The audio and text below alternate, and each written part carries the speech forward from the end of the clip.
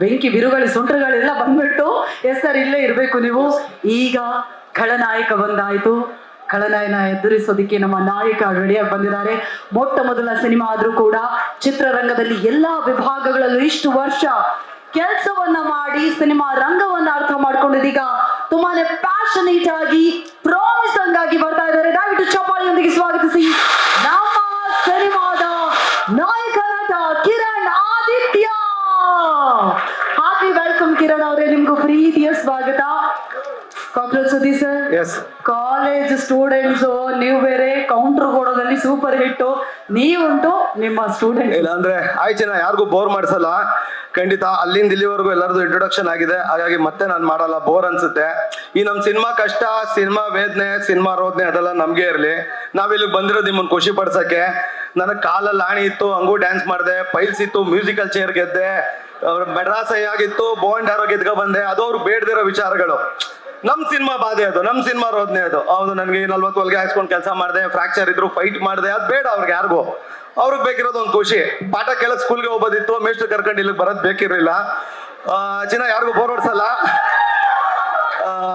ಎಷ್ಟೊತ್ತು ಮಾತಾಡ್ತೀನೋ ಅಷ್ಟೊತ್ತು ಖುಷಿ ಆಗಂಗೆ ಮಾತಾಡ್ತೀನಿ.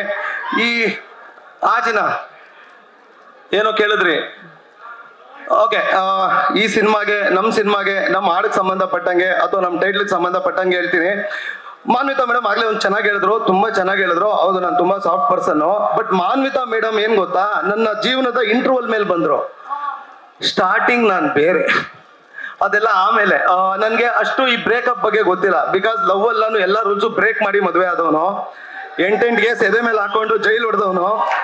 ಅದ್ ಬೇಡ, ನಾನು ಅವಾಗ ಅದೇ ಅನ್ಕೊಂತಿದ್ದೆ. ಏನ್ ಅನ್ಕೊಂತಿದ್ದೆ ಅಂದ್ರೆ ಬದುಕಲ್ಲಿ ಇವಳ ಕಟ್ಕೊಂಡ್ರೆ ಸಾಕಪ್ಪ ಅನ್ಕೊಂತಿದ್ದೆ. ಆಮೇಲೆ ಗೊತ್ತಾಗಿದ್ದು ಬದುಕ್ ಕಟ್ಕೊಂಡ್ರೆ ಸಾಕಪ್ಪ ಅಂತ. ಬದುಕೊಂದನ್ ಬದ್ರುವಾಗ ಕಟ್ಕೊಂಡ್ರೆ ಯಾರನ್ ಬೇಕಾದ್ರೂ ಕಟ್ಕೊಬಹುದು. ಸೊ ಹಂಗಾಗಿ ಬದುಕ್ ಕಟ್ಕೊಳ್ಳಿ. ಇವತ್ತು ನಾನು ಅಲ್ಲಲ್ಲಿ ನೋಡ್ತಿರ್ತೀನಿ, ಕೆಲವು ಹುಡುಗಿರು ಹಿಂಗೇನೋ ಹಿಂಗ ಅಂತಿರ್ತಾರೆ, ಅದೇನೋ ಒಂದು ಸಿಂಪಲ್ ಆಗಿ ಅದು ಅನ್ಸ್ ಬರಲ್ಲ.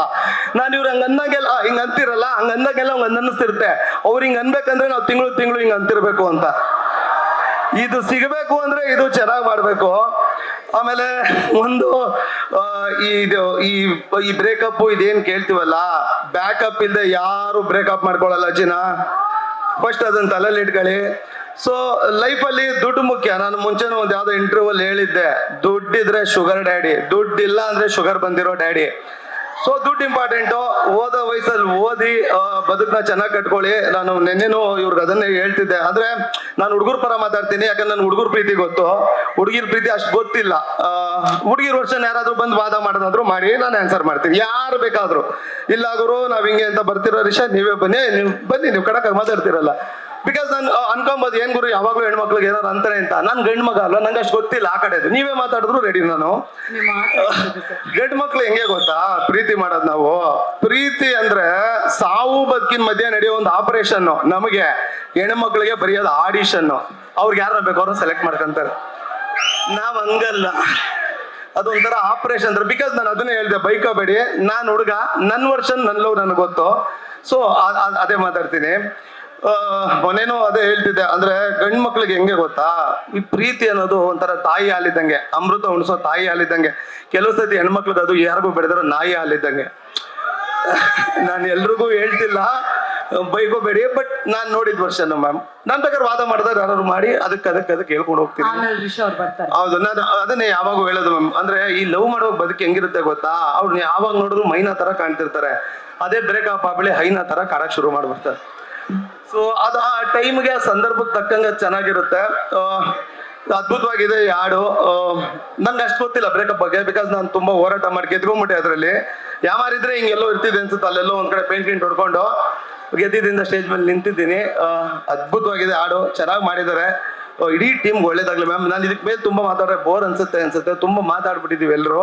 ಮುಂದಿನ ದಿನಗಳಲ್ಲಿ ಮಾತಾಡ್ತೀನಿ. ಹೀರೋ ಸರ್ ಕೊಡ್ತೀನಿ. ನೀವು ಯಾವಾಗ್ಲೂ ಗೆಲ್ತಾ ಇರ್ಬೇಕು ಸುದೀಪ್ ಸರ್, ಯಾವಾಗ್ಲೂ ಗೆಲ್ತಾ ಇರ್ಬೇಕು. ಅದನ್ನೇ ನಾವು ಕೂಡ ಆಶಿಸೋದು. Thank you so much. Guarantee news, ಸುದ್ದಿ ಖಚಿತ, ನ್ಯಾಯ ನಿಶ್ಚಿತ.